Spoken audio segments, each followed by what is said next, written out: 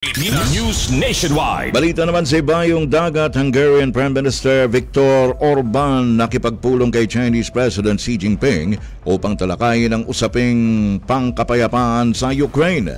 Mula sa Radyo Pilipinas World Service, naritong report ni J.R. Revalo.